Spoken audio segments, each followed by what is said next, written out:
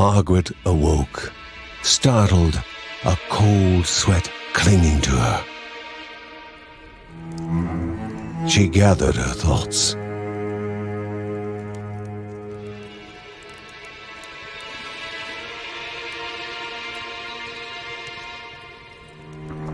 Aged wood creaked, echoing through the quiet rooms.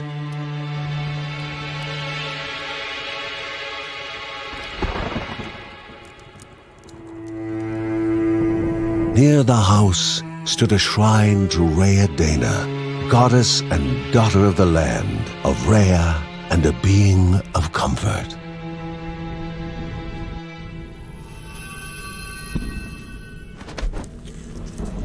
Margaret sought answers. But the goddess did not speak. There was only the faint whisper of something dark, something hungry.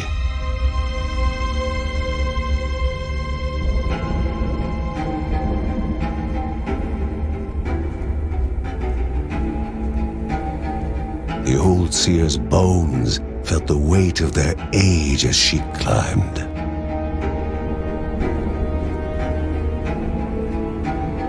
The only thought on her mind, has it begun again?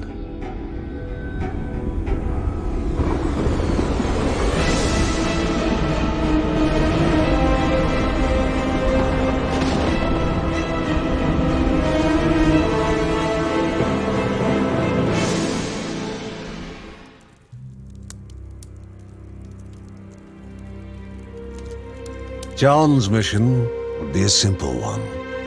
He was to investigate Rhea's greatest shrine. His mother presented him with a fresh divinity shard.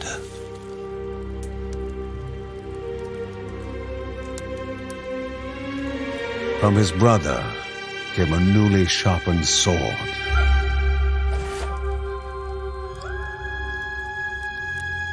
His wife gave him a kiss, and his daughter's hugs were full of reason to return home safe.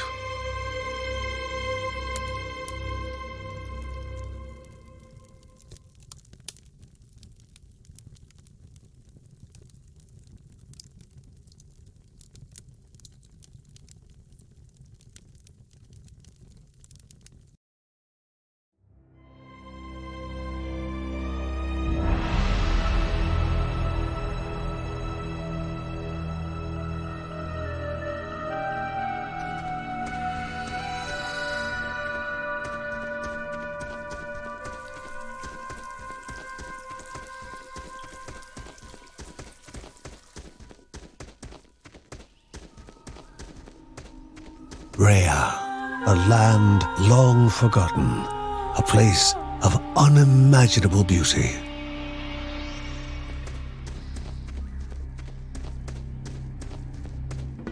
It first appeared as sludge given life, slithering creatures, small and vile.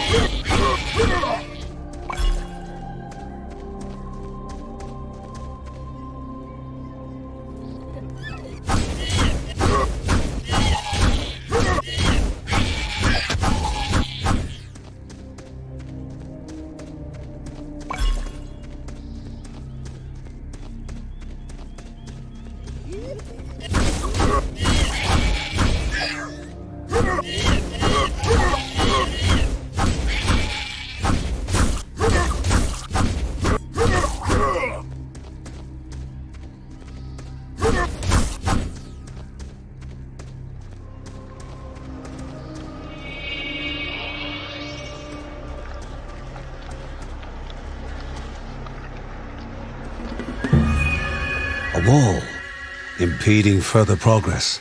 A battle was certain.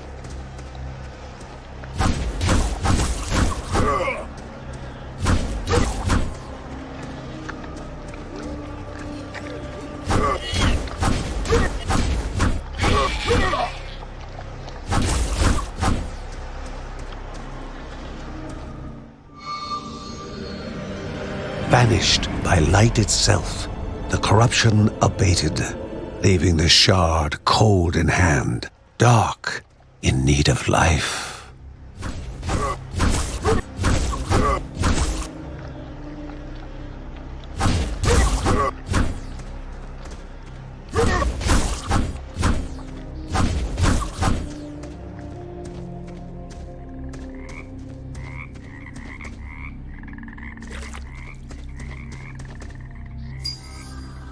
The shard grew warm, humming softly from the harnessed energy.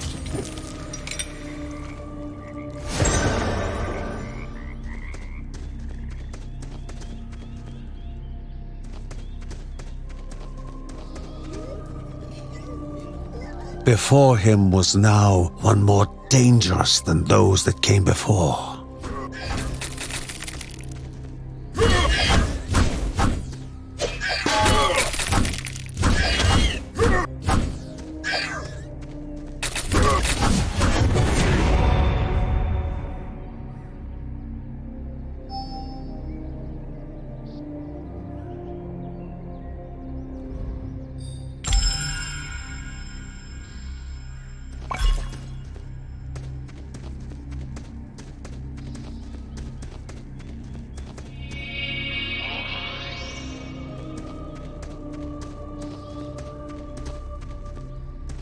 Goblins, a familiar threat, albeit farther out than usual.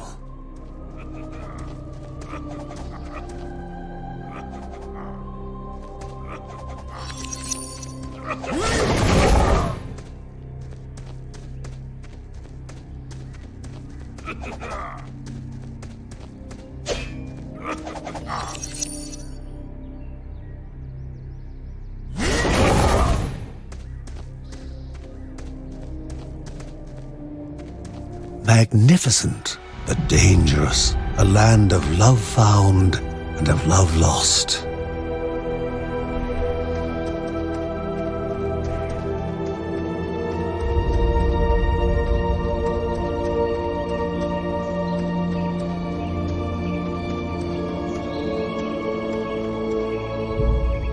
Before him was sacred ground, left untouched in days gone by.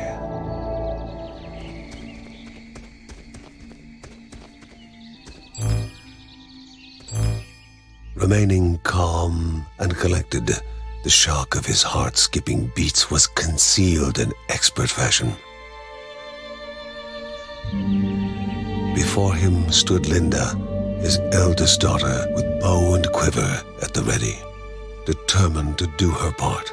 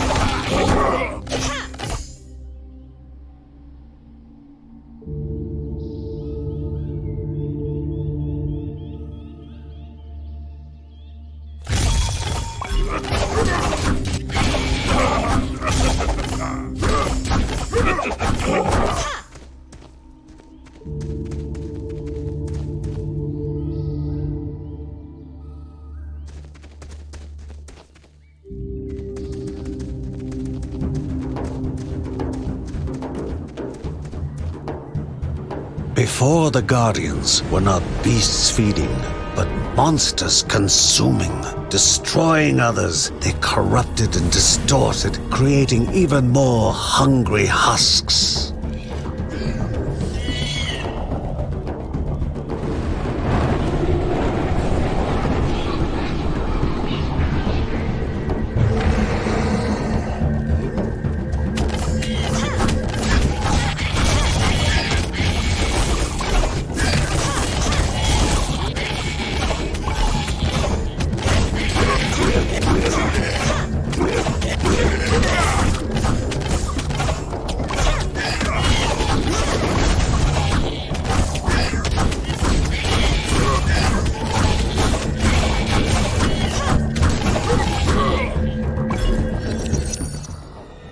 Both father and daughter gathered their thoughts, their hearts heavier than before.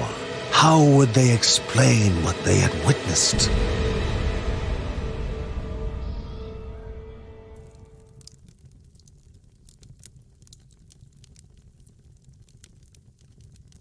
The ancient tree had been cut down. Together, father and daughter described the horror, the creatures dripping with decay that slithered into bodies stuck between life and death to bolster their ranks. Grandma Margaret confirmed what they all feared. It was the corruption, a cruel entity spoken of only with hushed voices, an ocean of darkness that flowed from the top of Mount Morta. And the Bergsons' duty was to stand against this devouring deluge of death. Kevin was also eager to do his part in the family's fight, especially when his older brother Mark was off somewhere. He was as much a guardian of their mountain home as any of them. She stood. If they were to reach the summit and destroy this evil, as the Bergsons of old had done in the past, they would need the assistance of the sanctuary.